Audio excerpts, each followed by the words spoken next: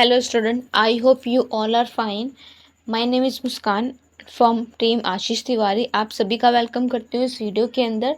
तो जैसे कि आप लोगों को पता ही होगा कि हर बार की तरह हमारी जो टीम है वो आपके लिए 10 to 12 जो इम्पोर्टेंट क्वेश्चन होते हैं सब्जेक्ट के वो लेकर आती है। एग्ज़ाम पॉइंट ऑफ व्यू से आपके लिए इम्पोर्टेंट वीडियो रहने वाली होती है। तो आपके एग्ज़ाम पॉइंट ऑफ व्यू से जो भी इम्पोर्टेंट क्वेश्चंस होते हैं वो हम सभी आपके साथ डिस्कस करते हैं, ताकि एग्ज़ाम में कैसे क्वेश्चन आ सकते हैं, एग्जैक्टली किस टाइप के वो क्वेश्चन पूछ लेते हैं, उसका आपको एक आइडिया हो जाए। तो आप सभी को ये वीडियो पूरी वॉच करनी है, पूरी देखनी है। तो कोई भी क्वेश्चन आपको स्किप नहीं करना है, क्योंकि बेसिकली यही होता है कि अगर जैसे कोई भी क्वेश्चन आप स्किप कर सकते हो तो वो उसके बारे में आपको नहीं पता, हो सकता है वो एग्ज़ाम में आने के चांसेस हो। तो इसलिए पूरी वीडियो देखिएगा, हर क्वेश्चन को पढ़िएगा। बेसिकली आपको समझना है तो पूरी वीडियो देखिएगा, सारे क्वेश्चन को समझिए। तो आपका अगर सारे क्वेश्चन आप समझ लोगे, समझ के जाओगे, तो आपका जो एग्ज़ाम है वो अच्छा जाएगा। आज हम इस वीडियो के अंदर किस सब्जेक्ट की बात कर रहे हैं? हिस्ट्री ऑफ इंडिया 1550 से 1700। तो ये हमारा हिस्ट्री ऑफ इंडिया सब्जेक्ट है, ये हमारे 4th सेमेस्टर का सब्जेक्ट है। ओके, इसके इम्पॉर्टेंट क्वेश्चन विद आंसर के बारे में हम बात करेंगे।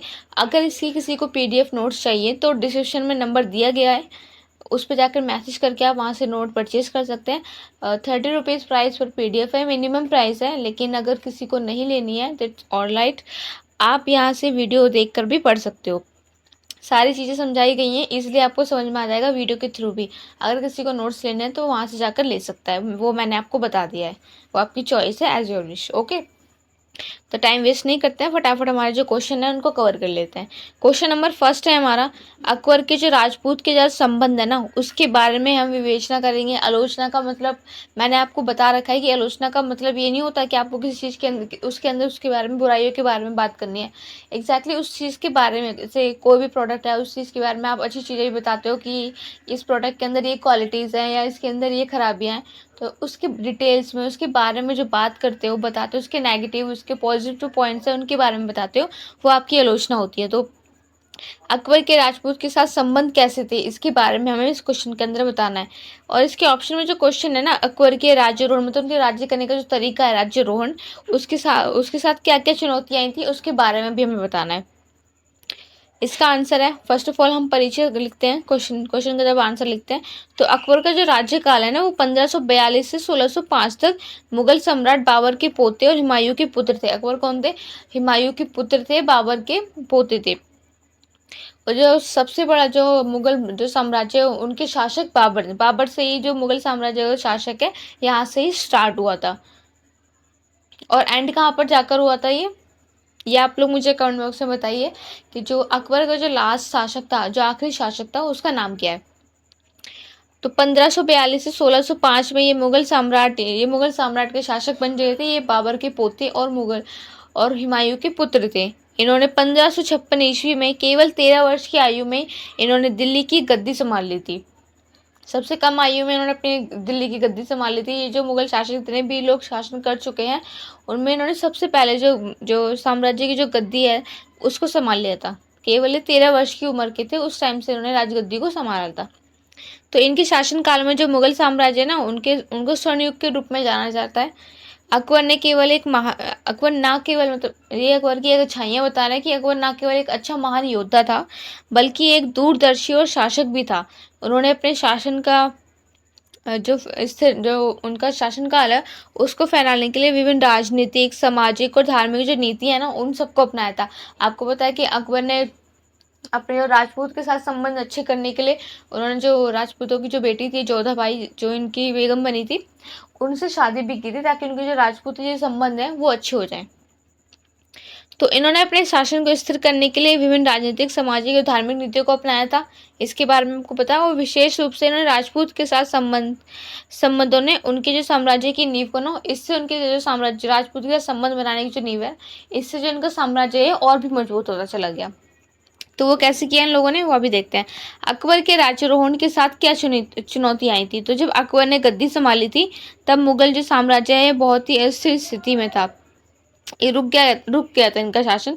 तो उनके जो राज्यारोहण है उसके बाद जो प्रमुख जो चुनौतियां आई हैं वो किस प्रकार की थी। तो अल्पायु शासक में तो जो अकबर की जो उम्र है ना वो सिर्फ केवल 13 वर्ष की उम्र थी जब उन्होंने राजगद्दी को संभाला था। इतने छोटे राजा को लेकर कई सामंत और विरोधियों ने विद्रोह भी किया था कि ये छोटा मतलब इतनी छोटी आयु है, ये राजगद्दी की राजगद्दी की जो रिस्पॉन्सिबिलिटी जिम्मेदारियां हैं वो कैसे ये संभालेगा, ये छोटा बच्चा है। तो काफ़ी लोगों ने विद्रोह किया, उनका विद्रोह किया कि ये बच्चा कैसे राजगद्दी को संभाल सकता है, शासक किसी भी बादशाह बनने के लायक नहीं है क्योंकि बच्चा तो छोटा है। तो काफ़ी लोगों ने इस चीज़ का विरोध किया था। तो उन्होंने जो शासन की स्थिरता है उनके शासनकाल पे ना प्रश्न उठने मतलब सवाल उठने लगे क्योंकि सब लोगों ने उसका विरोध किया था। हेमू का खतरा था। तो हुमायूं की मृत्यु के तुरंत बाद ही अफगान नेता हेमू ने दिल्ली और आगरा पे कब्जा कर लिया था। इस कारण से अकबर के लिए बहुत बड़ा खतरा बन गया था। पानीपत की दूसरी लड़ाई 1556 में वैरम खान की सहायता से अकबर ने हेमू को हराकर दिल्ली का जो नियंत्रण पुनः प्राप्त कर लिया था। और फिर इसमें आंतरिक विद्रोह में क्या होता कि कई अफगान और जो स्थानीय सरदार जो मुगल सत्ता के खिलाफ विद्रोह कर रहे थे ना, उन्होंने खासकर जैसे बंगाल, बिहार, मालवा, जो गुजरात जैसे क्षेत्र हैं वहां पर अकबर की सत्ता को ये लोग नहीं मानते थे। जैसे बैरम खान का प्रभुत्व कैसे हुआ, तो जो स्टार्टिंग के जो वर्ष है मतलब प्रारंभिक वर्षों में अकबर के संरक्षण के रूप में बैरम खान ने इसमें शासन चलाया था। उन्होंने धीरे धीरे उनका प्रभुत्व अकबर के लिए एक बाधा बन गया था, मतलब एक रुकावट बनने लगा था। अंत में अकबर ने उन्हें हटा दिया था और स्वयं राज्य शासन की जो बागडोर है वो उन्होंने खुद संभाली थी। पहले तो बैरम खान संभाल रहे थे ये सब, लेकिन उसके बाद जो वो बाधा बनने लगे थे अकबर के राज्यकाल में, तो अकबर ने उनको हटा दिया था और खुद जाकर मतलब स्वयं ही उन्होंने वहां की बागडोर संभाल ली थी। विस्तृत प्रशासन का भाव क्या हुआ था, तो अकबर एक सुदृढ़ प्रशासनिक व्यवस्था स्थापित करना चाहते थे क्योंकि उस समय में कोई भी केंद्रीकृत प्रशासनिक प्रणाली नहीं थी। ओके, तो अकबर के राजपूत के साथ संबंध के बारे में हमें बात करनी है। तो अकबर ने समझा था कि भारत में जो स्थायी शासन है उसके लिए राजपूतों का समर्थन प्राप्त करना हमारे लिए आवश्यक बन जाएगा मुगल साम्राज्य के लिए। इसलिए उन्होंने युद्ध की बजाय गठबंधन की जो नीति है उसको अपनाया था। बेसिकली हम लोग सोचते हैं ना कि लड़ाई झगड़े से हम लोग क्या चीज़ सॉल्व करें। अगर कोई चीज़ शांति से आराम से बात करके सॉल्व हो जाती है तो वो हम सॉल्व करते हैं, क्यों किसी से लड़ाई झगड़े करके वो चीज़ खराब कर दी जाए। जैसे हमारी जो देश की लड़ाइयाँ हैं, किसी देश से लड़ाइयाँ होती हैं, युद्ध चलता है, तो हम बेसिकली हम यही सोचते हैं कि आपस में बातचीत करके उस बात को सॉर्ट आउट कर लिया जाए, युद्ध लड़ने की कोई ज़रूरत ना पड़े, शांति तरीके से हमारी जो प्रॉब्लम है वो सारी सॉर्ट आउट हो जाए। तो ऐसे यही है, अकबर ने भी यही सोचा कि राजपूतों का अगर उनको समर्थन मिल जाएगा तो जो उनके जो शासनकाल की व्यवस्था है वो अच्छी हो जाएगी और उनके जो युद्ध की बजाय, इसलिए उन्होंने युद्ध की बजाय गठबंधन की जो नीति है उसको अपना लिया था। अब वो कैसे किया था, तो सकारात्मक अगर पहलू आप इस चीज़ का देखोगे तो क्या है कि राजनीतिक जो विवाह नीति है ना, अकबर ने आमेर के राजा भारमल की जो पुत्री है ना जोधा भाई से विवाह किया था, जैसे मैंने अभी ऊपर आपको बताया। और इससे अन्य जो राजपूत राजा भी है ना अकबर के पक्ष में आने लगे थे इसी वजह से। विवाह को धार्मिक नहीं बल्कि इन्होंने राजनीतिक दृष्टि से भी देखा था।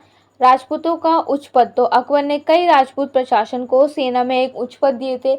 अपने दरबार में भी उन लोगों ने जगह दी थी, वहाँ से उनसे मतलब जब भी किसी चीज़ पे वाद विवाद मतलब कोई डिस्कशन करना हो तो वो उसमें उनकी वो लोग राय भी लेते थे।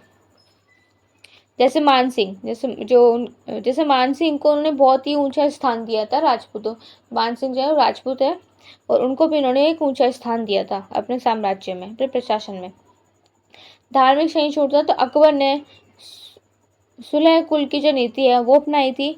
हिंदू रीति रिवाजों का इन्होंने सम्मान किया था। जैसे आपने अगर कभी देखा होगा अकबर जोधा भाई की स्टोरी को देखा होगा टीवीज में या फिर फ़ोन वगैरह वीडियो वगैरह में भी आपने देखा होगा, तो जो जोधा भाई थी वो विवाह के बाद भी उन्होंने मुस्लिम धर्म को नहीं अपनाया था। उन्होंने अपने जो राजपूत धर्म है उसको ही कायम रखा था। वो वहाँ उनका जो महल है वहाँ पर वो श्री कृष्ण की पूजा करती थी। वो मतलब उनका जो धर्म है वो चेंज नहीं हुआ था। तो अकबर ने इस बात को भी अनुमति दी थी कि वो अपने जो रीति रिवाज हैं वो उन्होंने उनके जो रीति रिवाज है उनका सम्मान किया था। तो इस नीति को क्या बोलते हैं, सुलह कुल की जो नीति है इसको अपनाया गया था। और जो हिंदुओं के ऊपर जजिया जो कर लगा हुआ था उसको समाप्त कर दिया था उन्होंने, जिससे जो हिंदू प्रजा है वो लोकप्रियता हो, इनकी लोकप्रियता बढ़ने लगी थी। अकबर का शासनकाल है वो उनको पसंद आने लगा था, इन सभी कारणों की वजह से। तो राजपूतों का सहयोग, तो राजपूतों ने मुगल सेना को मजबूत कर दिया था। दक्षिण और उत्तर भारत में कई युद्धों में उन्होंने मुगल का साथ दिया था। तो इसी कारण से जो मुगल हैं और जो राजपूत हैं उनके संबंध जो अच्छे होते जा रहे थे धीरे धीरे। लेकिन इसके आप देखोगे कोई भी चीज़ है उसके सकारात्मक पहलू भी होते हैं, नकारात्मक पहलू भी होते हैं। अभी मैंने आपको पॉजिटिव जो पॉइंट्स है इससे इस चीज़ से रिलेटेड वो बताए हैं, लेकिन इसके नकारात्मक जो पहलू हैं वो भी हैं। वो देख लेते हैं कि जो कुछ राजपूत है ना वो इसका विरोध कर रहे थे। जैसे मेवाड़ के जो राणा है, राणा प्रताप ने अकबर की जो अधीनता है इसको स्वीकार नहीं किया था। हल्दी घाटी की जो लड़ाई है वो इसका परिणाम है, जहाँ राणा प्रताप ने वीरता से लड़ाई लड़ी थी इसके लिए अंग्रेज मुगल साम्राज्यों के खिलाफ। राजनीतिक लाभ की नीति, तो अकबर की जो नीति है इसको इतिहासकारों ने केवल एक राजनीतिक अवसरवादिता से ये लोग मानते हैं कि अकबर ने राजपूतों का उपयोग केवल अपने साम्राज्य, तो वो लोग मानते थे कि जो अकबर है ना उसने जो राजपूतों का यूज़ किया है सिर्फ अपने साम्राज्य को अच्छा बनाने के लिए, अपने साम्राज्य को मजबूत करने के लिए, अपने साम्राज्य का जो विस्तार है वो लोगों तक पहुंचाने के लिए।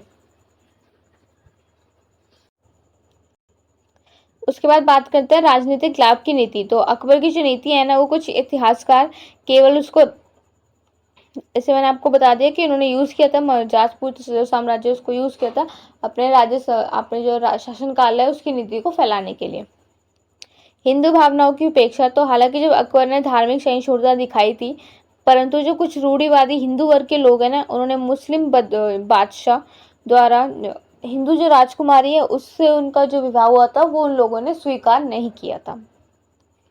राजपूत स्वतंत्रता पर संकट, तो जो राजपूत शासक हैं अकबर के अधीन आ गए थे, इनके अंडर में काम करने लगे थे, वे अपने स्वतंत्र अस्तित्व को बिल्कुल खो बैठे थे और ये उनकी परंपरागत स्वायत्तता पर आघात है। मतलब जो उनकी जो सेल्फ रिस्पेक्ट बोलते हैं ना उसकी आत्मसम्मान, उस पर एक घाव मतलब एक गहरी चोट दे दी थी कि उनके अंडर में काम करते तो उन्होंने अपना अस्तित्व, अपने जो आत्मसम्मान है वो खो दिया था। उनकी जो पहचान है उसको उन लोगों ने खो दिया था। उसके बाद हम निष्कर्ष देख लेते हैं कि अकबर के जो राज्यारोहण के समय कई गंभीर चुनौतियां आई थी, लेकिन उन्होंने सूझबूझ और साहस के साथ इसका समाधान किया था। राजपूत के साथ उनके संबंध एक दूरदर्शी नीति है उसका हिस्सा थे, जिससे साम्राज्य का जो स्थायित्व है वो उनको मिला था। हालांकि इसमें आलोचनात्मक दृष्टिकोण है, परंतु उनका ये मानना होगा कि उनकी जो राजपूत नीति है उन्होंने मुगल शासन को मजबूती से प्रदान किया था। परंतु ये मानना होगा कि अगर राजपूत नीति ने मुगल शासन को मजबूती से प्रदान किया है और भारत में एक सांप्रदायिक उसकी नींव रखी है कि जो हिंदू और मुस्लिम दोनों एक साथ मिलकर कार्य करेंगे तो राज्यभार अच्छे संभलेगा। ऐसे उन लोगों ने बताया कि जो जो अकबर है उन्होंने मुगल साम्राज्य की भलाई के लिए उस समय के लिए गठबंधन की नीति बनाकर राजपूतों से अच्छे संबंध बनाकर उन्होंने अपने जो शासनकाल का जो विस्तार है वो लोगों सब तक पहुंचाया है। उसके थ्रू लड़ाइयों को सबसे ऊपर ना रखे उन्होंने अपने विचार मतलब अपने संबंध की जो नीति है उसको अपनाया, गठबंधन की नीति को अपनाया था। तो अकबर का यही दृष्टिकोण उन्हें अन्य मुगल हैं उन सबसे अलग करता है और महान भी बनाता है। नेक्स्ट क्वेश्चन है हमारा, मुगल प्रशासन में मनसबदारी प्रणाली क्या है और क्या भूमिका निभाती है, तो और ये साम्राज्य की स्थिरता में ये कैसे सहायक है। इसके ऑप्शन में है कि शिवाजी के उदय पर हमें एक लेख लिखना है, शिवाजी के उदय पर हमें बात करनी है। पहले मुगल साम्राज्य की बात करें। मुगल साम्राज्य भारत के एक इतिहास का एक महत्वपूर्ण कालखंड रहा है। इस साम्राज्य को एक संगठित शक्तिशाली बनाने में कई प्रशासनिक जो व्यवस्था है उन्होंने अपनी अहम भूमिका भी निभाई है। तो इसके अंदर इसमें क्या होता है, इसके मनसबदारी जो प्रणाली इसे अकबर ने स्थापित किया था। और दूसरी ओर जब मुगल साम्राज्य का धीरे धीरे वो खत्म होने लगी थी, तब भारत के विभिन्न क्षेत्रों में स्वतंत्र और जो शक्तिशाली शासक हैं उनका उदय होना स्टार्ट हुआ था। इन्हीं में एक जो महान और साहसी नेता थे वो थे छत्रपति शिवाजी, जिन्होंने जो मराठा साम्राज्य है उसकी नींव रखी थी। मुगल प्रशासन में मनसबदारी प्रणाली है उसकी भूमिका और उसके साम्राज्य की स्थिरता में क्या योगदान था। तो क्या थी मनसबदारी जो प्रणाली। अब आप बोलोगे, आप बोले जा रहे हो कि मनसबदारी प्रणाली में ये हुआ था, अकबर ने ये किया था, बट एग्जैक्टली ये थी क्या, कौन सी प्रणाली की हम लोग बात कर रहे हैं। तो मन ये शब्द है ना, ये फारसी का शब्द है। इसका मतलब होता है पद या उसका दर्जा, मतलब किसी चीज जैसे फैमिलीज, जैसे राजाओं के टाइम में तो कोई भी राजा है वो अपने मंत्री को पद देते हैं, एक एक दर्जा देते हैं उनको, तो इसका मतलब है पद या दर्जा। तो अकबर ने इस प्रणाली की शुरुआत की थी। इसमें उन्होंने अधिकारियों को उनके पद अनुसार एक मनसब, उनका एक पद दिया था, एक दर्जा दिया था उनको, उसमें दरबार में एक दर्जा दिया था। ये प्रणाली न केवल सेना की व्यवस्था करती थी बल्कि जो प्रशासनिक जो नियंत्रण है ना, उसको भी ये उसका भी उसके अंदर भी इनके महत्वपूर्ण हिस्सा था। मुख्य विशेषताएं देखेंगे तो जत और सवार जो रैंक है, तो हर मनसबदार को 2 रैंक दी जाती थी। जत जत मतलब व्यक्तिगत रुतबे और वेतन को दर्शाता था, वेतन मतलब सैलरी, और सवार सवार मतलब उस मनसबदार को इसमें कितने सैनिक रखने हैं ये बताता था। नियुक्ति नियुक्ति और स्थानांतरण, तो मनसबदारों की जो नियुक्ति है ना वो बादशाह करता था, जो उन्हें समय समय पर बदल भी सकता था, ताकि वो किसी एक स्थान पर अधिक शक्तिशाली ना बन जाए और अपनी शक्तियों को गलत इस्तेमाल ना करे। जागीर व्यवस्था, तो मनसबदारों को उनके वेतन के बदले जमीन, जागीर मतलब जमीन, पहले जमीन को ही जागीर बोलते हैं, तो उनको जमीन दी जाती थी, जिससे वो जो राजस्व है उसको प्राप्त कर सके, राज्य की जो शक्तियां उसको प्राप्त कर सके। मुगल साम्राज्य की स्थिरता में योगदान क्या थे सशक्त प्रशासन में, तो इस प्रणाली के कारण पूरे जो साम्राज्य है उसमें एक संगठित प्रशासनिक ढांचा बन गया था। इससे जो शासन है ना वो अधिक कुशल और उसका प्रभावशाली भी बनने लगा था। सेना का नियंत्रण, इसमें इस सम्राट के पास एक मजबूत केंद्रीकृत सेना थी, जिससे जो विद्रोह को जो दबाना है वो और भी आसान हो गया था। अगर कोई आप ऐसे, जैसे कोई राजा है, अब वो उसको विद्रोह करना, उनके खिलाफ लड़ाइयाँ करना, उनको उनके जो शासन जो उनका राज्य है उसको हड़पने की जो तैयारी कर रहा है, तो इन सब चीज़ों के माध्यम से ना हम उसको, उन लोगों को दबा सकते हैं, जो विद्रोही हैं उनको दबा सकते हैं, उनको हरा भी सकते हैं। इस तरह से निष्ठा बनी रहती है कि चूंकि मनसबदार जो सम्राट है वो सीधे जो मनसबदार है वो सीधे सम्राट से जुड़ा, मतलब बादशाह उनको नियुक्त करता है तो उनका जुड़ाव है वो सीधे सम्राट के थ्रू होता है। उनकी जो निष्ठा है वो भी केंद्र सरकार के प्रति ही बनी रहती है, क्योंकि जो नियुक्त करने वाला जो होता है वो बादशाह होता है, सम्राट होता है। राजस्व संग्रह, तो जो जागीर है मतलब जमीन है उसके माध्यम से जो राजस्व का एक मजबूत जो नेटवर्क है उसको तैयार किया जाता है, जिससे जो आर्थिक जो स्थिति है वो बनी रहे। सीमाएं क्या है, हालांकि ये जो प्रणाली है ये मजबूत थी, लेकिन समय के साथ साथ इसमें भ्रष्टाचार, फर्जी जो सैनिक है उनकी सूची, जागीरों का अत्यधिक दोहन, मतलब जागरूक जो अत्यधिक दोहन है दे रहे थे उन लोगों को, ये सारी समस्याएं देखने को आने लगी थी, जिससे साम्राज्य पर भी काफी असर पड़ रहा था इसकी वजह से। शिवाजी के उदय की बात करेंगे तो छत्रपति शिवाजी जो महाराज है ये भारत के महानतम योद्धा थे। इन्होंने राष्ट्रीय नायकों में से एक आते हैं। इन्होंने दक्षिण भारत में एक स्वतंत्र मराठा साम्राज्य है ना उसकी स्थापना की थी, जो आगे चलकर मुगलों के लिए सबसे बड़ी चुनौती बन गया था। और शिवाजी के उदय ने भारत के राजनीतिक और जो परिदृश्य है ना इसको बदल कर रख दिया था। राजनीतिक व्यवस्था उसको बदल कर, अब इनकी उदय के क्या कारण है, तो भौगोलिक जो स्थिति है, पश्चिमी जो घाट की जो पहाड़ियां हैं, किले हैं, घने जंगल है, ये शिवाजी की गुरिल्ला जो युद्ध पद्धति है इसको अपनाने में मदद करते हैं। मुगल और बीजापुर की कमजोरी, तो उत्तर भारत में जो मुगल साम्राज्य है उसका ध्यान अधिक था, दक्षिण में जो बीजापुर सुल्तान है वो कमजोर हो रहा था, क्योंकि शिवाजी ने इस मौके का उन लोगों ने लाभ भी उठाया था। शिवाजी का नेतृत्व, तो शिवाजी एक साहसी, दूरदर्शी और तेज बुद्धि वाले शासक थे।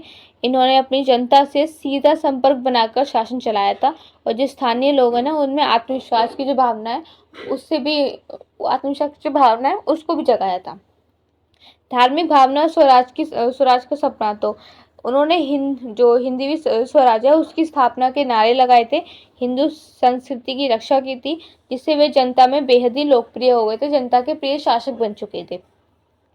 संगठित सेना और किलों की जाल, तो शिवाजी ने सशक्त जो नौसेना है उसको तैयार किया था। कई किलों का उन्होंने लोगों ने निर्माण किया था, दोबारा बनाना इसको शुरू भी किया था, लेकिन उनके जो गोरिल्ला युद्ध के तरीके हैं ना उसको करने से ये इनके लिए एक चुनौती बन गए थे, मुगलों के लिए चुनौती बन गए थे, उनके लिए समस्याएं पैदा कर रहे थे। तो शिवाजी की उपलब्धियां, तो उनकी उपलब्धियां देख लेते हैं। तोड़ना, पोरबंदर, सिंगड़ जैसे जो किले हैं इनको इन लोगों ने जीत लिया था। अफजल खान का इन लोगों ने वध किया था और बीजापुर में इनकी हार हो गई थी।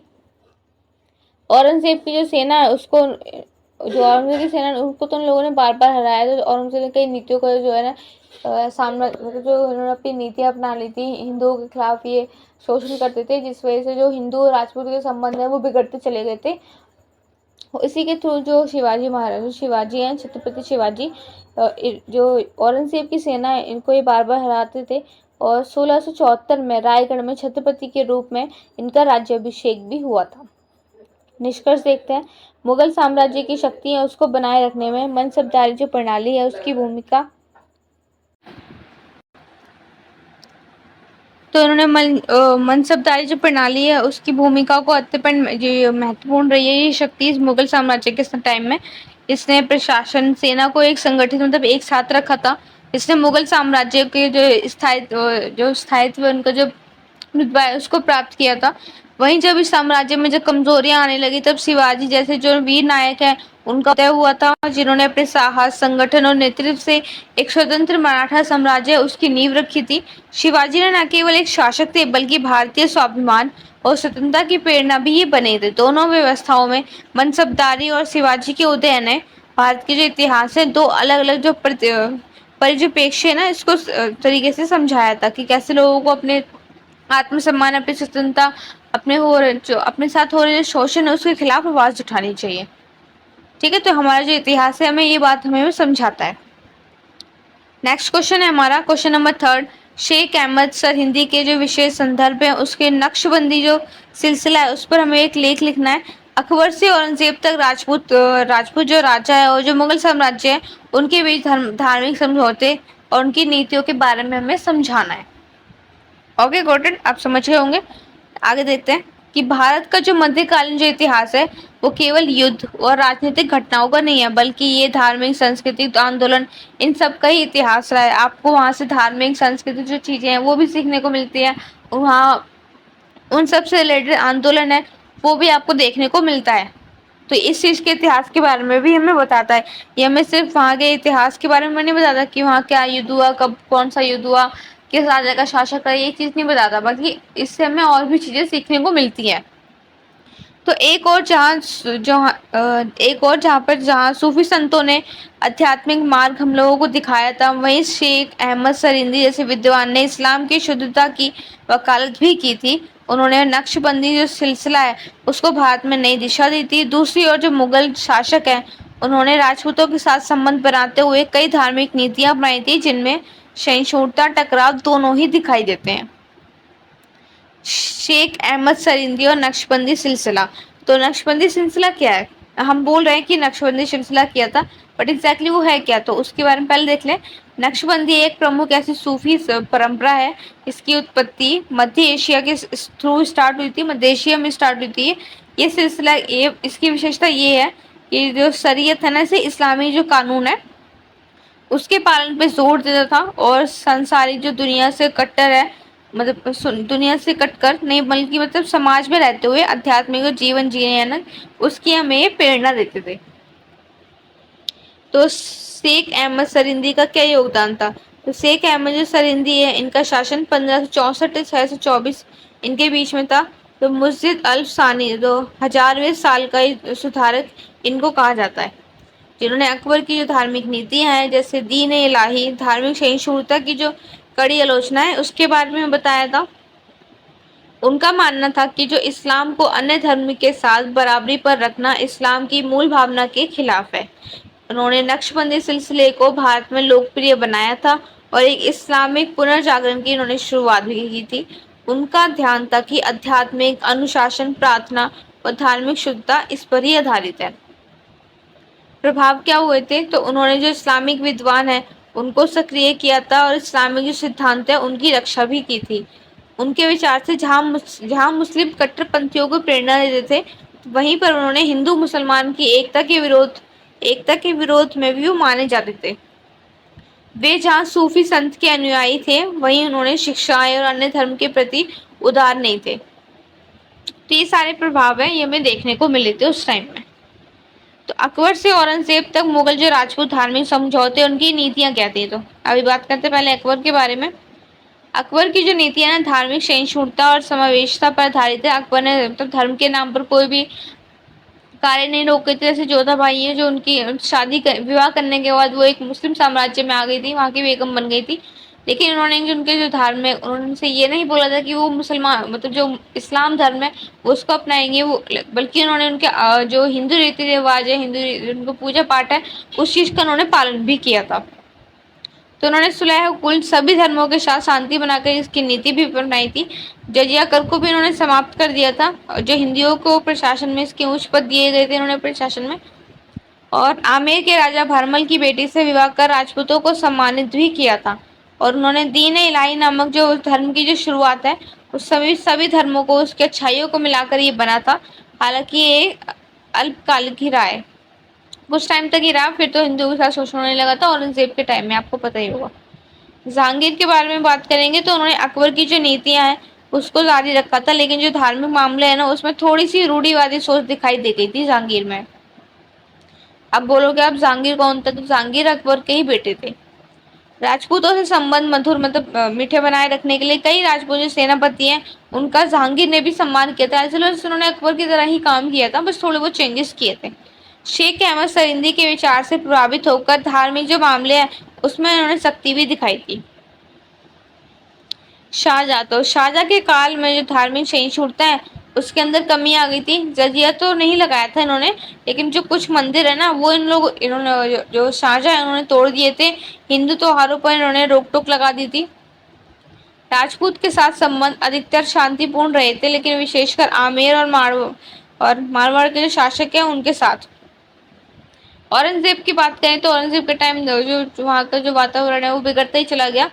तो औरंगजेब ने धार्मिक जो रूप से जो कट्टर नीति है उसको अपना लिया था। उन्होंने जजिया कर जो हटा दिया था अकबर ने अपने शासनकाल के दौरान, उन्होंने इसको फिर से लगाना स्टार्ट कर दिया था। हिंदुओं के जो मंदिर है उन्होंने नष्ट करने शुरू कर दिए थे। राजपूतों के साथ इनके संबंध बिगड़ने लगे, विशेष रूप से मारवाड़, जोधपुर, मेवाड़ से। राठौर और राजपूत के कई विद्रोह स्टार्ट हुए, जिससे मुगल साम्राज्य की जो शक्ति है वो कमजोर होती चली गई। हालांकि कुछ राजपूत जो घराने हैं उससे संबंध बने रहे थे, लेकिन जो औरंगजेब की जो कट्टरता है उसने समावेशी जो नीति है उसको पीछे धकेल दिया। तो एग्जैक्टली जो औरंगजेब का टाइम है उसमें लगभग जो मुगल साम्राज्य है बिल्कुल खत्म ही हो गया था।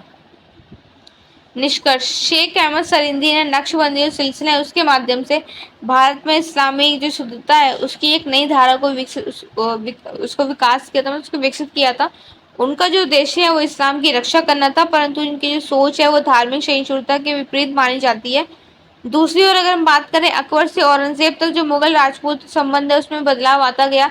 जहां अकबर ने समावेश सम्मान की नीति अपनाई थी, वहीं औरंगजेब ने धार्मिक जो कट्टरता है उसके कारण राजपूतों से दूरी बना ली थी, उनसे विद्रोह, उनसे संघर्ष किया था, उनसे लड़ाइयाँ लड़ाइयाँ लड़ी थी। तो इन दोनों विषयों में ये स्पष्ट होता है कि भारत के इतिहास में धर्म और राजनीति का बहुत ही गहरा संबंध रहा है। इसने सत्ता की जो स्थिरता है, सामाजिक संरचना है, उसको बहुत ज्यादा प्रभावित भी किया है। नेक्स्ट क्वेश्चन है हमारा क्वेश्चन नंबर 4। मुगल साम्राज्य ने अपने शासन काल में शिल्प और प्रौद्योगिकी के विकास के लिए कैसे प्रोत्साहित किया था, और मुगल काल में व्यापार वाणिज्य किस प्रकार से समृद्धि और विकास के लिए महत्वपूर्ण थे। तो मुगल साम्राज्य जो 1526 से 1857 तक चला था, भारत इतिहास एक गौरवशाली एक युग माना जाता था। इसमें न केवल राजनीति और सैन्य जो विस्तार हुआ था, बल्कि शिल्प, प्रौद्योगिकी, व्यापार और वाणिज्य जैसे क्षेत्र है उसमें बड़ी उन्नति हमें देखने को मिली थी। मुगल शासकों ने कला, स्थापत्य, वस्त्र निर्माण, धातु कला, कागज निर्माण जैसी तकनीकी है ना इनको बढ़ावा भी दिया था, और एक संगठित व्यापारिक जो व्यवस्था है वो तैयार की थी, इससे भारत की जो अर्थव्यवस्था है उसकी समृद्धि हो सकती है, इसकी अर्थव्यवस्था अच्छी हो जाए भारत की। मुगल शासन में शिल्प शिल्प और प्रौद्योगिकी जो विकास है वो हुआ था, उसके पॉइंट्स में देख। तो स्थापत्य कला और निर्माण तकनीक में क्या होता है, मुगल शासकों ने अद्वितीय जो निर्माण है उसपे मतलब इमारतों का निर्माण करवाया, जैसे ताजमहल, लाल किला, फतेहपुर सिकरी, बुलंद दरवाजा जैसे जो विख्यात जो ऐतिहासिक इमारतें हैं उनका निर्माण करके एक उदाहरण पेश किया था। इन जो निर्माणों में संगमरमर, लाल पत्थर, जड़ाई कला और गुबंद तकनीक का उपयोग किया। संगमरमर के पत्थर का यूज किया गया ताजमहल के अंदर, लाल पत्थर का यूज हुआ था लाल किले के अंदर। तो ऐसी काफी सारी जो चीजें हैं वो इनके सुंदर इनकी तकनीक के निर्माण के लिए इसमें यूज किए गए थे। इंजीनियरिंग और वास्तुशास्त्र के क्षेत्र में नई तकनीक का इन्होंने उपयोग भी किया था, जैसे नहरों का निर्माण, जलाशय की योजना, इन सभी चीज़ों का। हस्तशिल्प और कला, तो इन समय क्या हुआ था कि मुगल काल में जो वस्त्रशिल्प है, जैसे प्रोग्रेड और जरदोजी, मुलमुल, ये धातु कला, चित्रकला, विशेषकर जो मुगल जो मिनिएचर पेंटिंग है, वो मूर्तिकला, इन सभी का विकास हुआ था। विशेष नगर शिल्प के ये लोग केंद्र बन गए थे, जैसे काशी में रेशमी कपड़े, लखनऊ में चिकनकारी, लाहौर में कालीन और आगरा में संगमरमर की जो जड़ाई है उसका काम स्टार्ट हुआ था। तकनीकी उन्नति में क्या हुआ था कि कागज निर्माण, रंगी छपाई, धातु गलाने की तकनीक, हथियार निर्माण में नई तकनीकों को इनको अपनाया गया था, और जल प्रबंधन के लिए नहर प्रणाली, वावड़ियां जैसी जो चीजें हैं ये सारी बनाई गई थी। संरक्षण नीति, तो मुगल जो शासक हैं उन्होंने कारीगर को दरबार में एक स्थान दिया था, उन्होंने भूमि, पुरस्कार तथा सामान्य देकर उनको प्रोत्साहित किया गया था। जैसे आपने अभी देखा होगा ना, आप लोग कितने लोग वहाँ पे घूमने गए होंगे, अगस्त्यन की बावली आपने देखी होगी ना, तो ऐसी कई जगह इन लोगों ने निर्माण की थी जहाँ पे आप जल का प्रबंधन कर सको, जल की आगे के टाइम के लिए आप जल को सुरक्षित रख सको, ताकि आगे के टाइम में अगर जल की कोई भी समस्या आती है, पानी का कोई भी समस्या आती है, तो उन सब का सामना आप करने के लिए तैयार हो सको, कि आपके पास जल जो है मौजूद रहेगा। तो ये सारी चीजें बनाई गई थी, नहर प्रणाली, बावड़ियां, इससे आपका जल का प्रबंधन है वो हम कर सके। उसके बाद बात करते हैं संरक्षण नीति, तो मुगल शासकों ने कारीगरों को जो स्थान उसमें स्थान दिया था, उन्होंने भूमि, पुरस्कार, ये इनको सम्मान देकर उनको प्रोत्साहित किया था, और कुछ जो शिल्पकार उन्होंने विदेशी से भी बुलाए गए थे, ताकि तकनीकी जो ज्ञान है वो उसको बढ़ा सके। मुगल काल में व्यापार और वाणिज्य का विकास कैसे हुआ था, उसका क्या महत्व था, तो आंतरिक जो व्यापार है उसका विकास कैसे हुआ था। मुगल साम्राज्य का जो भूभाग है वो स्थित और संगठित था, इससे व्यापारिक मार्ग सुरक्षित रहे। हर क्षेत्र की जो विशिष्ट वस्तु है इस देश के अन्य भागों में पहुंचती थी, जैसे बंगाल का मलबल और गुजरात का कपड़ा, कश्मीर की शॉलें। साप्ताहिक हाट, वार्षिक मेले और नगर के जो बाजार है उसमें आंतरिक व्यापार को मजबूत किया था। विदेशी व्यापार का विस्तार, तो भारत से जो मसाले, कपड़ा, चाय, शक्कर, कीमती जो पत्थर है, यूरोप यूरोप, अरब और चीन जैसे यहाँ तक भेजे जाते थे। मुगल जो बंदरगाह जैसे सूरत, मछलीपट्टनम, हुगली जैसे प्रारंभिक जो उनके व्यापारिक जो केंद्र है, ये सारे उनके केंद्र बन गए थे। पुर्तगाली, डच, अंग्रेज, फ्रांसीसी जो व्यापारी हैं उनको व्यापार की अनुमति दी गई थी, जिससे भारतीय जो वस्तु है वो वैश्विक मतलब विश्व स्तर पर इनका बाजार पहुंच सके। वाणिज्य जो नीतियां हैं वो क्या थी, तो व्यापारियों ने सुरक्षा की प्रदान की थी। विशेष जो मार्ग है उसमें पुलिस की व्यवस्था की थी। सिक्कों की एक रूपता और स्थिरता ने व्यापार को एक सुगम बनाया था। बाजार नियंत्रण की जो नीति है उससे वास्तुकला की जो गुणवत्ता है उसके दाम पर नियंत्रित किया था। व्यापारिक वर्ग का सशक्त होना, तो बनिए से सेठ, साहूकार, व्यापारी जो वर्ग है उसको सामाजिक प्रतिष्ठा मिली थी। कई व्यापारियों ने धार्मिक संस्थान, स्कूल और जो मंदिर हैं उनको दान भी दिया था। निष्कर्ष की बात करें तो मुगल जो साम्राज्य है उनका शासनकाल केवल एक राजनीतिक नहीं था, बल्कि आर्थिक, सांस्कृतिक रूप से इन्होंने एक समृद्ध राज्य भी बनाया था। शिल्प और प्रौद्योगिकी के संरक्षण मतलब उनकी सुरक्षा करके इन्होंने भारत की जो कलात्मक पहचान है उसको भी विकसित किया था। वहीं व्यापार वाणिज्य की जो स्थिरता है इन्होंने देश की अर्थव्यवस्था को भी मजबूत किया था। ये कहना गलत होगा कि मुगल युग ने भारत की जो कला है, उनकी जो तकनीक है, उनके जो व्यापार है उसके क्षेत्र में एक ऊंचाई जो है प्रदान की थी, जिसका प्रभाव आज भी हमारी विरासत में देखा जा सकता है। ओके, ये क्वेश्चन हमारा कंप्लीट हो गया। क्वेश्चन नंबर 5 है कि अपने अध्ययन के काल में जागीरदारी जो व्यवस्था है उसमें निरंतरता में परिवर्तन की क्या जो हमें चर्चा है उसके बारे में बताना है, क्या क्या चर्चा हुई है। जहांगीर की राजपूत व दक्षिण नीति के बारे में हमें बताना है। ये हम क्वेश्चन नंबर 5 में पढ़ेंगे। तो मुगल साम्राज्य की जो प्रशासनिक और जो आर्थिक जो ढांचा व्यवस्था है उसमें जागीरदारी जो प्रणाली है उसको एक महत्वपूर्ण भूमिका मिलने लगी थी। ये व्यवस्था मुगल शासकों द्वारा राजस्व संग्रह, अधिकारियों को वेतन देने के लिए अपनाई गई थी। जिस समय के साथ साथ इनमें अनेक परिवर्तन हुए थे, बदलाव हुए थे। वहीं दूसरी ओर सम्राट जहांगीर, जिनका शासन 1605 से 1627 तक चला था, इन्होंने अपने शासन काल में राजपूत और दक्षिण भारत में जुड़े जो क्षेत्र है ना उनके साथ संतुलित नीतियां अपनाई गई थी। जिसे उत्तर में हम जागीरदारी व्यवस्था में निरंतरता और परिवर्तन के साथ जागीर की राजपूत और दक्षिण नीति है उसको एक नॉर्मल सरल भाषा में इसको समझेंगे। तो जागीरदारी जो व्यवस्था है उसमें निरंतर और परिवर्तन क्या थे। तो निरंतर में बात करते तो मुगल साम्राज्य की शुरुआत है वो जागीरदारी की व्यवस्था अस्तित्व में थी। इससे जो अकबर ने सुव्यवस्थित रूप से इसको स्थापित किया था।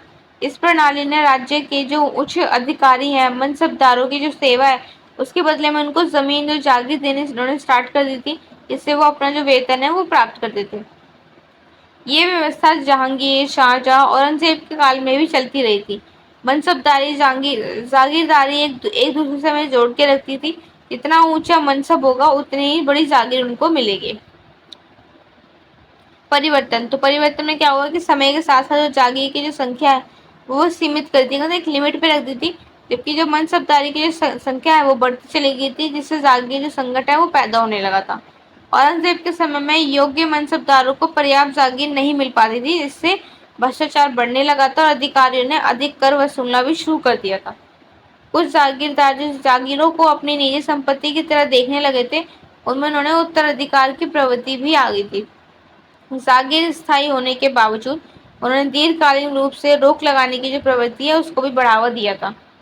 निष्कर्ष जागीर व्यवस्था में कि ये प्रणाली शुरू में तो शासन चलाने के लिए कारगर थी लेकिन जैसे साम्राज्य बढ़ा था और प्रशासन जो जटिलता है मतलब उसमें काफी सारी कठिनाइयां आने लगी थी। ये व्यवस्था समस्याओं से घिरती चली गई थी। इसके भीतर बदलाव न होने से जो मुगल शासक है वो उसकी कमजोरी भी बनते गए थे। अब वही बात करें हम जहांगीर के जो राजपूत दक्षिण नीति के बारे में तो उनकी राजपूत नीति के देख लेते हैं कि जहांगीर ने अपने पिता अकबर की नीति को ही उन्होंने आगे बढ़ाया था। उन्होंने सहयोग सम्मान और इस पर आधारित सारे जो शासन काल है इसकी नीति को ही अपनाया था। उन्होंने राजपूत शासक को दरबार में सम्मान दिया था। उन्होंने मनसबदारी में उचित स्थान भी प्रदान किया था। खासकर आमेर के जो राजपूत हैं उनसे संबंध उनके मजबूत बने रहे थे। जहांगीर की पत्नी नूरजहां को परिवार में राजपूतों से निकट संबंध रखता था जिससे वे उनका जो विश्वास है वो उनके अंदर बना रहा था। दक्षिण नीति तो दक्षिण नीति में जो जहांगीर के शासन काल में दक्षिण जो भारत दक्कन के साथ जो संबंध है वो इनके जटिल रहे थे। अहमदनगर बीजापुर गोलकुंड जैसे सुल्तान इनसे इनके संबंध बहुत ही तनावपूर्ण रहे थे। अहमदनगर की जो रानी है ना चांद बीबी और बाद में जो मालिक अनबर ने इन मुगलों को कई बार चुनौती भी दी थी। जहांगीर ने मालिक अंबर को प्रभाव को समाप्त करने के लिए उन्हें लगातार सैन्य जो अभियान है ये चलाए थे। हालांकि वे पूरी तरह से दक्षिण को अपने में नियंत्रण में नहीं ला सके लेकिन फिर भी उसने अपने साम्राज्य की जो सीमा है उसको वहां तक बढ़ाया था।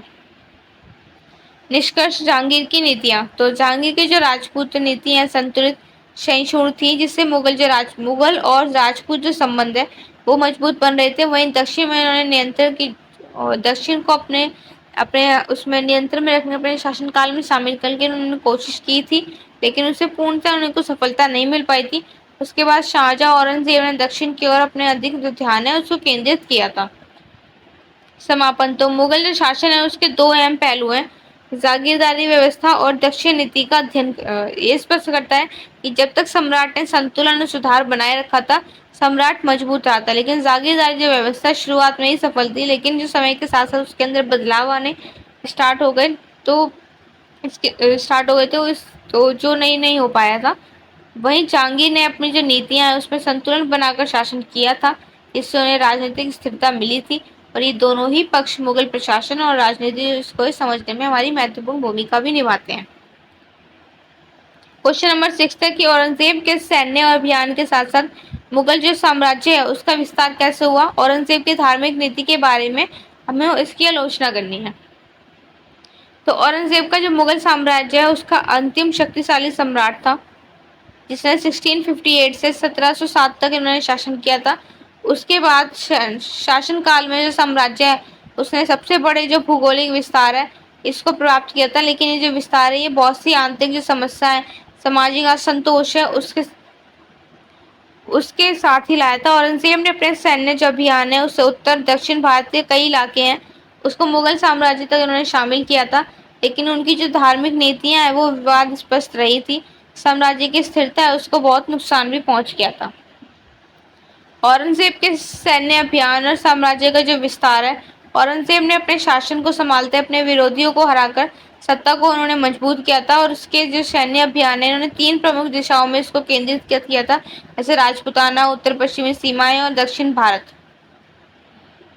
राजपूत नीतियां, तो राजपूत नीतियों में क्या हुआ था, औरंगजेब ने मारवाड़ और मेवाड़ जैसे राजपूत राज्य है उस पर दबाव बनाया था। जोधपुर के राठौड़ शासक जसवंत सिंह की जो मृत्यु है, उसके बाद उन्होंने उत्तराधिकार को भी लेकर संघर्ष किया था। इससे औरंगजेब और राजपूतों के बीच टकराव होने लगे थे और लंबे लंबे समय तक युद्ध चलता रहा था।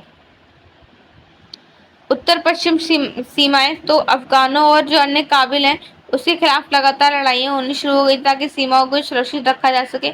दक्षिण भारत में अभियान चला था कि औरंगजेब ने बीजापुर 1686 में और गोलाकुंड 1687 में जैसे स्वतंत्र शासन है उसको समाप्त करके दक्षिण में जो भारत है उसको मुगल साम्राज्य में लोगों ने शामिल कर लिया था।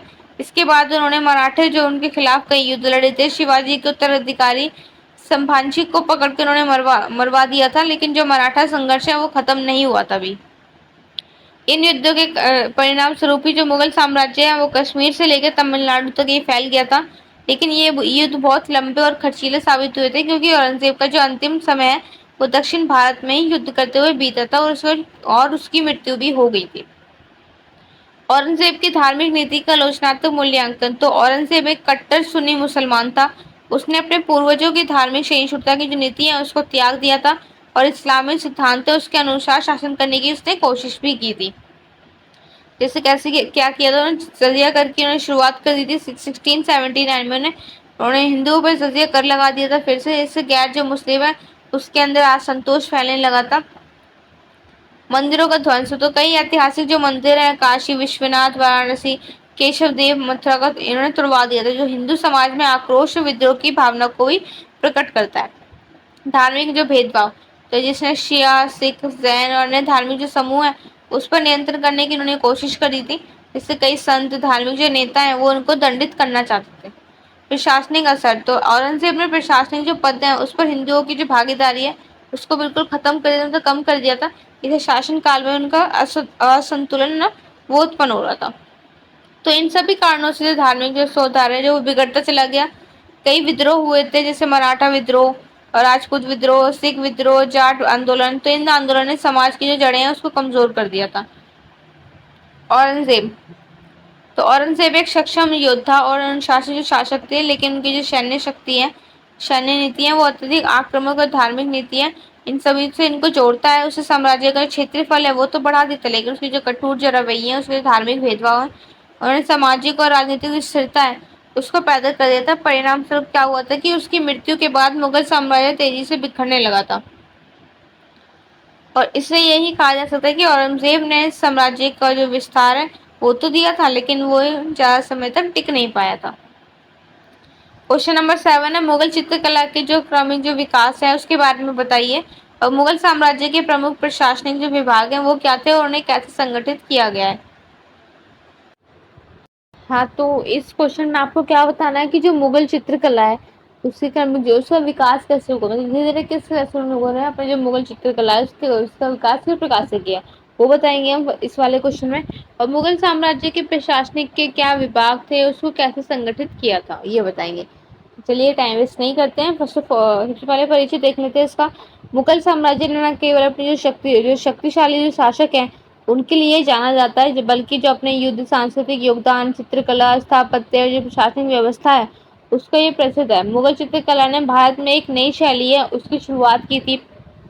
इन्होंने फारसी, भारतीय और जो इस्लामी जो परंपरा है ना उसका सुंदर एक मिश्रण बना के जो अपनी चित्रकारी में ये लोग दिखाते थे। मुगल जो मुगल हैं उनके जो शासन के जो प्रभावी ढंग है उसको चलाने के लिए उन्होंने एक संगठित एक मजबूत प्रशासनिक ढांचा तैयार किया था।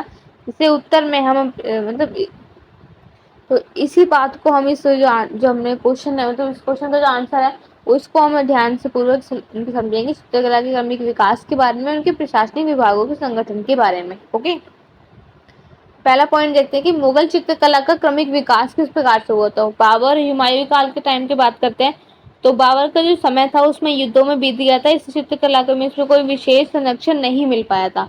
हुमायूं के समय में चित्रकला को एक नई दिशा तो मिल गई थी, लेकिन उन्होंने अपने साथ वो अपने साथ फारसी चित्रकार मीर सैयद अली और अब्दुस शहमद को ये भारत लेकर आए थे, जिनके योगदान से जो मुगल शैली है उसकी नींव पड़ी थी। अकबर के काल में सुनहरा युग था। अकबर के जो शासन काल है उसमें चित्रकला का असाधारण विकास हुआ था। उन्होंने क्या कहते हैं, उसने एक अलग चित्रकला विभाग स्थापित किया था, इसमें सैकड़ों चित्रकार कार्य करते थे। हिंदू और मुस्लिम दोनों चित्रकारों को उन लोगों ने प्रोत्साहन दिया, नहीं कि मुसलमानों को मतलब मुस्लिम जो लोग हैं उनको बोला जाता है कि आप ही लोग चित्रकारी करेंगे, नहीं, इन्होंने हिंदू और मुसलमान दोनों को ही प्रोत्साहन, मतलब इन दोनों को ही आगे बढ़ाया था चित्रकारी कला में। और प्रसिद्ध चित्रकार हैं वो वासवान, दासवंत और मंसूर थे। महत्वपूर्ण जो चित्रकार हैं वो हमजा नाम, अकबरनामा, रामायण, महाभारत, रमजान नामा, ये सारे आदि तैयार हुए थे, इनके महत्वपूर्ण चित्र भी तैयार हुए थे। तो इस जो काल है इसमें चित्रकला में भाव, रंग, भारतीय जो जीवन है उसके दृश्य में देखने के लिए प्रमुख बन गए थे। ये सारे इसी वजह से प्रसिद्ध हुए थे। वहीं अगर हम बात करें कि जहांगीर काल में क्या हुआ, तो जहांगीर जो है वो स्वयं कला प्रेमी थे। इसने चित्रकला में यथार्थवाद, रियलिज्म और प्राकृतिक जो दृश्य है उसको महत्व दिया था। वन्य जीव के ऊपर, पक्षियों के ऊपर, फूलों की चित्रकारी है इन्होंने खूब करी थी। चित्रकार दो उस्ताद मंसूर, विचित्र, अबुल हसन। और चित्रकला में फारसी शैली कम कर दी थी, लेकिन जो भारतीय यथार्थवाद, जो अर्थव्यवस्था, मतलब भारतीय जो चित्रकारी थी, वहाँ की सुंदरता थी, उसको ज्यादा दिखाया था। शाहजहां औरंगजेब का काल, तो शाहजहां के समय में चित्रकला में सजावट, भव्यता और रोमांटिक जो फूड होता है वो उसके अंदर आया था। सब देख सकते हो, उन्होंने ताजमहल बनाया था, इतना सुंदर ताजमहल बनाया था मुमताज, अपनी बेगम मुमताज की याद में। तो राज दरबार के जो दृश्य हैं, विवाह जो संभवन है, ये सारे चित्र इसके अंदर आया था। औरंगजेब ने चित्रकला को बिल्कुल तवज्जो तवज्जो नहीं, मतलब बिल्कुल इस पर ध्यान नहीं देता, बिल्कुल इनको फर्क नहीं पड़ता चित्रकारी से, क्योंकि वो इसे इस्लामी सिद्धांतों के विरुद्ध मानते थे। उनका मानना था कि इस काल में चित्रकला का, उनका मानना था कि ये औरंगजेब के ये इस्लाम धर्म के खिलाफ है, ये इस्लाम धर्म में ये चित्रकारी ये सब नहीं होती है। तो इस काल में चित्रकला का जो पतन, मतलब बिल्कुल भी जो इतने टाइम से तो चित्रकला चलती आ रही थी, फिर मतलब काफी जो विकास होता जा रहा था, लेकिन वो बिल्कुल खत्म होती जा रही थी औरंगजेब के टाइम में। निष्कर्ष, तो चित्रकला, मुगल जो चित्रकला है उसका विकास हुमायूं से होकर अकबर, जहांगीर के काल में अपनी अपनी जो ऊंचाई पे पहुंचा था। लेकिन ये चित्रकला केवल सजावट नहीं थी, बल्कि उस समय के समाज, संस्कृति और राजनीति का एक दस्तावेज बन गई थी, जिसको औरंगजेब की वजह से वो बिल्कुल खत्म हो गई थी। मुगल साम्राज्य के प्रमुख प्रशासनिक विभाग और उनके संगठन के बारे में बात करते हैं। मुगल साम्राज्य ने शासन चलाने की प्रभावी और प्रशासनिक जो प्रणाली है उसको विकसित किया था, और इस व्यवस्था की शुरुआत अकबर ने की थी। इसे बाद के शासकों ने इसको जारी रखा था। इसके मुख्य विभाग क्या है वो देखते, तो दीवान वजारत मतलब वित्त विभाग, इसे दीवान कहा जाता था, जिसका प्रमुख अधिकार वजीर कहलाता था, जिसका कार्य था कि राजस्व संग्रह, बजट निर्माण, वेतन भुगतान और खर्चों का जो लेखा जोखा है वो इसका काम था। दीवान अर्ध सैन्य विभाग, तो इनका प्रमुख अधिकारी था वो मीर बख्शी होता था, कि सेना की भर्ती, उनके वेतन, उनके शस्त्र, इन सब की देख रेख करता था। और जो मनसबदारी जो प्रणाली है वो इनकी निगरानी में ही काम करते थे। दीवाने इंशा, तो लेखन एवं पत्रचार जो विभाग है वो ये लोग देखते थे। इनका जो प्रमुख जो अधिकारी है वो मीर मुंशी कहलाता था। इसका ये विभाग शाही आज्ञा देना, आदेश, विदेशी जो राजा है उनके साथ पत्रचार का कार्य करना, मतलब जैसे अभी तो व्हाट्सएप ये सब, इन सब के थ्रू हम लोग मैसेज भेज देते हैं, लेकिन उस टाइम में हम पत्र वगैरह और किसी को संदेश देना है तो उसके थ्रू ही भेज देते थे। तो ये सारा जो काम है ये हमारा दीवाने इंशा का ही काम करते थे, ये लोग ही देखते थे, मीर मुंशी कहलाते थे जिनको। दीवाने कज़ात, तो न्याय विभाग, तो इस विभाग का जो काम है वो न्याय प्रदान करना था। मुख्य जो न्यायाधीश है वो उसको काजी या उल-कुज़ात ये भी कहा जाता था, लेकिन शरीयत और धर्म जो आधारित जो मामले हैं उनका निपटारा भी होता था इसी में, दीवाने कज़ात में। दीवाने रिसालत में धार्मिक जो मामले हैं, धार्मिक जो नेता हैं, विदेशी संपर्क करने के जो कार्य हैं वो सब यही लोग करते थे। सदर उस सुदूर इसका प्रमुख जो अधिकारी होता था। प्रशासनिक संगठन, तो साम्राज्य को सूबों में बांटा गया था। प्रत्येक जो सूब है उनको प्रमुख सूबेदार कहते थे, जो सैन्य और प्रशासनिक कार्य को भी देखते थे। और सूबों को सरकार, परगना और जो गांव है स्तर तक इनको संगठित बनाया गया था। हर स्तर पर मुगल अधिकारी है इनको नियुक्त किया गया था। इसमें आमीन, पटवारी, मुंशी ये सभी लोग शामिल थे।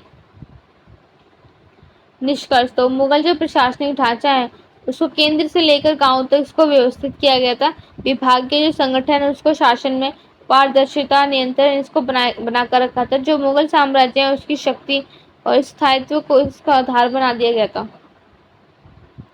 समापन तो मुगल काल ने न केवल युद्धों और साम्राज्यों के ऊपर विस्तार मतलब एक साम्राज्य का जो विस्तार है उसको तैयार किया था, बल्कि ये कला प्रशासन की दृष्टि से समृद्ध कला जहाँ पर चित्रकला ने जो मुगल संस्कृति है उसके जीवन के रूप में दिखाया था, वहीं दूसरी तरफ जो मजबूत प्रशासनिक व्यवस्था है उसे विशाल साम्राज्य को कुशलता पूर्वक तरीके से उन्होंने भी चलाया भी था। और इन्होंने क्या किया था कि इन्होंने दो पहलू तैयार किए थे। मुगल शासन की महानता के इन्होंने परिणाम दिए थे और दूसरी तरफ इन्होंने भारत इतिहास में जो अमीर जो छाप है उसको भी छोड़ा था। नेक्स्ट क्वेश्चन है हमारा, मराठों के उत्थान, उनके उत्थान के जिम्मेदार कारक क्या थे वो उसके बारे में बताना है। और 16वीं से 17वीं शताब्दी में भारत के जो समुद्री जो व्यापार है उसके बारे में भी बताने में। परिचय देखते हैं कि जो भारत का जो इतिहास है वो विभिन्न क्षेत्रों में संस्कृति शक्तियों को इनके दान प्रदान की जो कहानी है वो निकल कर आई थी। मराठों का जो उदय हुआ था इतिहास में एक महत्वपूर्ण जो अध्याय बन गया था। इसने मुगल साम्राज्य की जो शक्ति है उसको चुनौती दी थी। दूसरी तरफ 16वीं 17वीं शताब्दी में भारत का जो समुद्री व्यापार है उसको तेजी से विकसित किया था। इसने देश की जो आर्थिक समृद्धि है उसमें भी योगदान दिया था अपना। तो इस आंसर में हम इसको ही पढ़ेंगे, 16वीं सदी के समुद्री व्यापार को भी इसकी उनकी विशेषताएं उसको देखेंगे। मराठों के उत्थान और जिम्मेदार कारक कहते हैं। मराठों का जो उत्थान है वो 17वीं शताब्दी के अंत में और 18वीं शताब्दी की शुरुआत में हुआ था, जबकि जो मुगल साम्राज्य है वो इससे कमजोर पड़ रहा था और इसका जो नेतृत्व है वो मुख्य छत्रपति शिवाजी ने ही किया था। मुख्य कारण क्या हुए थे कि जो स्थानीय जो नेतृत्व है संगठित जो विद्रोह हुआ था, तो शिवाजी जैसे चतुर और साहसी नेता ने स्थानीय मराठा समुदाय उसको एकजुट किया था और मुगल के खिलाफ इन्होंने संगठित संघर्ष भी किया था। सामाजिक धार्मिक भावनाएं क्या निकल कर आई थी, मराठों ने हिंदू धर्म और स्थानीय जो परंपरा है उसकी रक्षा की थी, रक्षा करने का संदेश दिया था लोगों तक, जिससे जनता का जो समर्थन है वो इनको मिला था। भौगोलिक लाभ हुए थे कि पश्चिमी घाट और सह्याद्री जो पर्वत है ना उसकी जो कठिन जो भौगोलिक स्थिति है उन्होंने जो मराठा दुश्मनों की इससे सुरक्षा की थी और गुप्त स्थानों से लड़ाई करने में इनकी मदद भी की थी। स्मारक और प्रशासनिक कौशल क्या होते हैं, शिवाजी ने एक प्रभावशाली सेना, किले और जो प्रशासनिक जो प्रणाली है उसको स्थापित किया था और साथ में इन्होंने जो मराठा है उसको मजबूत किया, जो मराठा शासन है उसको मजबूत भी किया था। मुगल साम्राज्य की कमजोरी, तो औरंगजेब के बाद मुगल साम्राज्य के जो अंदरूनी संघर्ष है ये कमजोरी मराठों के लिए एक अवसर बन गई थी। मतलब जैसे आपकी किसी से लड़ाई हो गई है लेकिन उससे आपके संबंध और भी बिगड़ते चले जा रहे हैं, तो जो आपके दुश्मन है वो आपके इस चीज का फायदा उठाते हैं। तो वही यही चीज होती है कि औरंगजेब की जो मुगल साम्राज्य के जो उनके संघर्ष है वो सारे देखने को मिले थे, जिससे जो उनके मराठों के लिए एक नया अवसर आ गया था, क्योंकि जो मुगल साम्राज्य है वो कमजोर होता चला गया। कोई चीज कमजोर है उस पर अगर हम बात करते हैं तो डेफिनेटली हम उस जीत जाते हैं क्योंकि वो चीज कमजोर है। निष्कर्ष तो मराठों का उद्यान, तो मराठों का उदय केवल एक सैन्य घटना नहीं था बल्कि एक सामाजिक, धार्मिक और राजनीतिक भौगोलिक कारकों का भी इसमें समृद्ध परिणाम शामिल थे। इसने भारत के प्रमुख शक्तिशाली समूह में से इसको एक बना दिया था। 16वीं और 17वीं शताब्दी में भारत के समुद्री व्यापार के बारे में बात करेंगे। तो समुद्री जो व्यापार है उसका महत्व क्या था, तो इस समय जो भारत है वो समुद्री मार्गों से व्यापार का एक बड़ा केंद्र बन गया था। यूरोपीय देश जैसे पुर्तगाल, डच, अंग्रेज, फ्रांसीसी जैसे अन्य देश यहाँ पे व्यापार में लोग रुचि लेने लगे थे। सेकंड पॉइंट है कि भारत में मसाले, कपड़ा, रेशम, काली मिर्च, इत्र, जड़ी बूटियां ये सारी जो वस्तुएं हैं इनका निर्यात होने लगा, इनका व्यापारिक विश्व स्तर पर इनका व्यापार शुरू होने लगा था। और भारतीय जो बंदरगाह जैसे कोची, मद्रास, सूरत और गोवा जैसे इनके प्रमुख जो व्यापारिक केंद्र ये बन गए थे। विशेषताएं परिवर्तन क्या होते हैं कि तो पुर्तगाल का जो आगमन है ना वो 16वीं सदी में हुआ था। पुर्तगाल ने गोवा जैसे जो महत्वपूर्ण जो बंदरगाह है उन पर कब्जा कर लिया था और समुद्री जो व्यापार है उस पर नियंत्रण भी स्थापित किया था। यूरोपीय जो कंपनी है उसका आगमन किस प्रकार से हुआ, तो ईस्ट इंडिया कंपनी जो England, Dutch east India company इनका व्यापार के लिए शक्तिशाली इनकी नौसेना ये सारी बनाई गई थी और इनका व्यापार भी पोस्ट किया गया था। स्थानीय व्यापारियों की भूमिका, तो भारतीय अरब और स्थानीय जो व्यापार है समुद्री जो व्यापार है उसके महत्वपूर्ण खिलाड़ी हो गए थे। वो न केवल माल भेजते थे बल्कि जो व्यापारी जो नेटवर्क है उसको भी बनाकर रखते थे। वाणिज्य वस्तुएं, तो कपड़ा विशेषकर सूती और रेशम जो वस्त्र है मसाले, सोना चांदी, ये कच्चा माल, ये सारी इनकी मुख्य वस्तु वाणिज्य वस्तु के अंदर शामिल हो गई थी। नौसैनिक ताकत का क्या महत्व होता है? समुद्री जो व्यापार है ना सुरक्षित रखने के लिए जहाजों की जो सुरक्षा है वो जरूरी थी, और इससे जो समुद्री सेना है उनका विकास होना स्टार्ट हो गया था। निष्कर्ष समुद्री व्यापार, तो 16वीं और 17वीं शताब्दी में भारत का जो समुद्री व्यापार है वो अत्यंत सक्रिय रूप से समृद्ध आगे बढ़ गया था। इनकी आर्थिक समृद्धि के साथ साथ राजनीतिक जो शक्ति है उसका भी एक आधार बन गया था। यूरोपियों की जो भागीदारी है वो व्यापार का स्वरूप बदला था, लेकिन जो व्यापारी जो भारतीय व्यापारी हैं जो बंदरगाह हमेशा उनके महत्वपूर्ण एक केंद्र बन रहे थे। धीरे धीरे करके हमारी जो अर्थव्यवस्था है भारत की वो धीरे धीरे करके चेंज हो रही। समापन, तो मराठों के उत्थान और 16वीं 17वीं शताब्दी के समुद्री जो व्यापार है उन दोनों से ही भारतीय इतिहास के जो महत्वपूर्ण पहलू हैं वो हमें देखने को मिले हैं। मराठा ने अपने सैन्य और राजनीतिक क्षमता से साम्राज्य की दिशा है उसको बदलता, जबकि जो समुद्री व्यापार है उससे देश की जो आर्थिक शक्ति है उसको बढ़ाया भी था। और ये दोनों पहलू इस समय के भारत की जटिलता और उसकी विविधता को दर्शाते हैं कि जो इतिहास के अध्ययन के लिए हमारे लिए कितने महत्वपूर्ण है। तो क्वेश्चन नंबर 9 हमारा, शाहजहां ने अपने शासनकाल में किन महत्वपूर्ण जो इमारतें हैं उसका निर्माण करवाया था, और मुगल जो वास्तुकला है उसके विकास के बारे में हमें उसकी विकास की जो यात्रा है उसके बारे में बताना है। परीक्षा देख ले तो मुगल कला जो भारतीय इतिहास में कला स्थापित के क्षेत्र में एक स्वर्ण का युग बन चुकी थी। इस युग में स्थापित जो कला है वो नई ऊंचाइयों पर प्रदान की गई थी, जो आज भी अपनी भव्यता अपने सौंदर्य के लिए प्रसिद्ध मानी जाती है। शाहजहां का शासनकाल मुगल वास्तुकला का सबसे शानदार दौर पर माना जाता है कि उन्होंने विश्व प्रसिद्ध जो इमारतें हैं वो बनवाई थी, जिन्हें तकनीकी कौशल और सौंदर्य की झलक मिलती है। और इसी जो आंसर है इसमें हम यही पढ़ेंगे। आप देखोगे ताजमहल, लाल किला, जिन सब हमारी जो ऐतिहासिक जो इमारतें हैं उन सब देखने के लिए विदेश विदेश से लोग आते हैं। उसको हमारे भारत की जो संस्कृति है, हमारे भारत की सभ्यता है, उसको देखकर वो लोग खुश होते हैं। तो शाहजहां द्वारा बनवाई गई कौन कौन सी इमारतें थी? ताजमहल, जब बचपन से पढ़ता है ना कि हाँ शाहजहां ने ताजमहल बनवाया था, लाल किला बनवाया था, तो उसके डिटेल्स में देखेंगे। तो ताजमहल जो भारत की सब सुप्रसिद्ध मतलब प्रसिद्ध जो विश्व धरोहर स्थल है वो ताजमहल है। इसे शाहजहां ने अपनी प्रिय पत्नी मुमताज महल की याद में बनवाया था। ये सफेद संगमरमर से बनी एक भव्य जो मकबरा है वो है, जो अपनी नाजुक नक्काशी और कारीगरी और वास्तुकला के लिए विशेष विख्यात बन चुकी है। ताजमहल आगरा में यमुना नदी के किनारे स्थित है और इसका निर्माण लगभग 22 वर्षों में ही पूरा हुआ था। ओके, लाल किला, तो दिल्ली में जो ताजमहल है वो आगरा में बनवाया था शाहजहां ने, और जो लाल किला है वो वो दिल्ली में बनवाया था। जैसे एक किला है वो आगरा का किला है, वो लाल किला नहीं है। आगरा में भी एक किला बनवाया था। शाहजहां ने दिल्ली में जो हमारी दिल्ली पुरानी दिल्ली है राजधानी स्थापित की गई थी, वहाँ की शाहजहाबाद उसको कहा जाता था पहले। तो लाल किले में से नए शहर का इसका नया केंद्र हुआ था। जो लाल बलुआ पत्थर है ये उससे बनाया गया था। इसमें कई महल, दीवारें और बगीचे इसके अंदर शामिल है। आप लोगों ने लाल किला देखा होगा तो आप वहाँ की जगह देखी होगी, कितने सारे महल, वहाँ के गेट, अलग अलग प्रकार के रूम्स वगैरह है, ये सारे हैं। बगीचे भी कितने इसमें है, तो ये सारी चीजें उसके अंदर शामिल थी। मक्का मस्जिद उन्होंने हैदराबाद में बनाया था। शाहजहां ने हैदराबाद में मक्का मस्जिद है उसका निर्माण भी शुरू किया था, जो बाद में जाके काफी टाइम बाद ये पूर्ण हुआ था।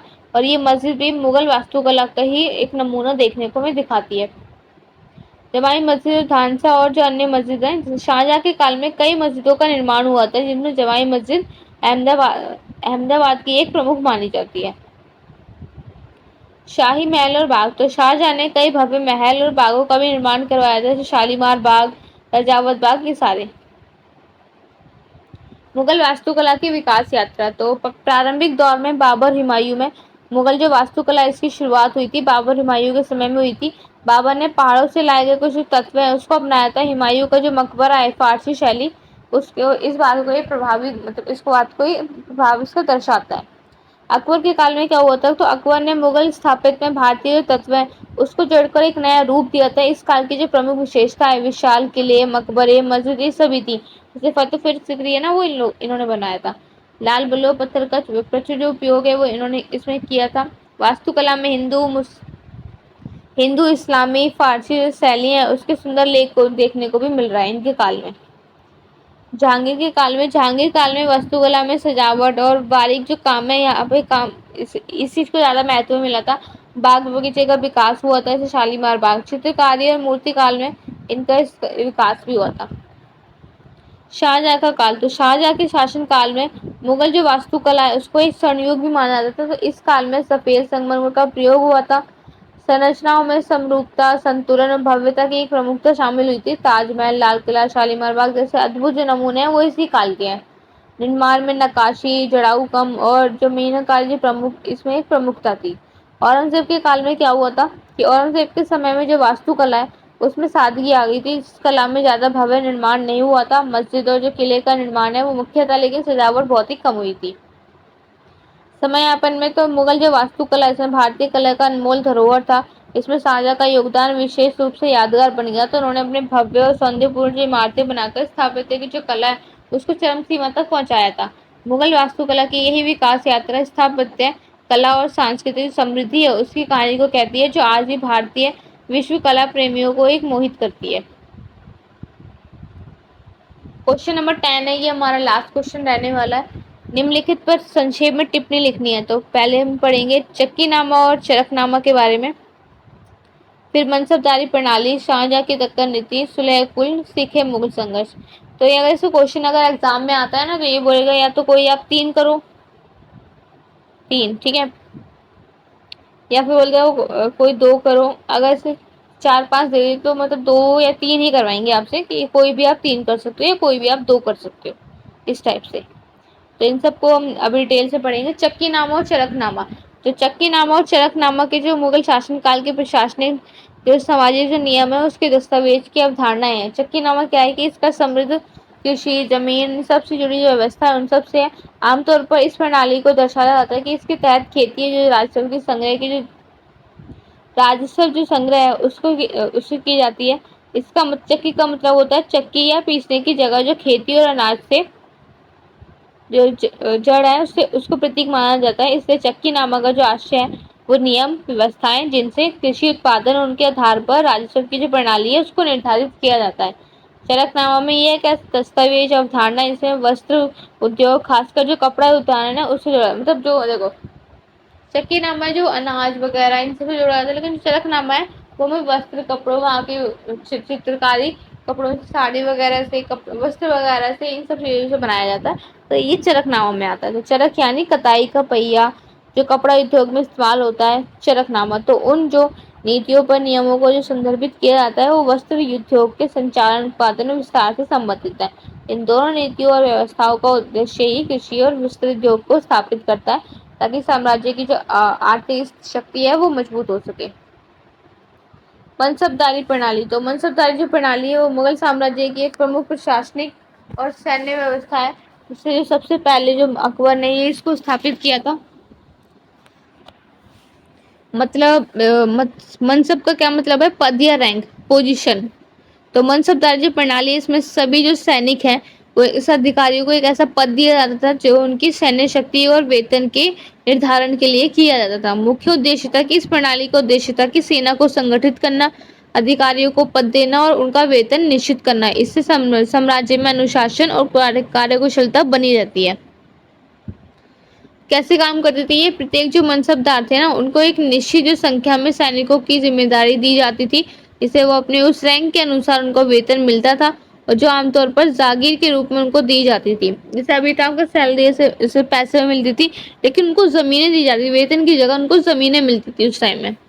फायदा, तो इस व्यवस्था से मुगलों में अपनी सेना का विस्तार नियंत्रण ये सभी शुरू हुआ था।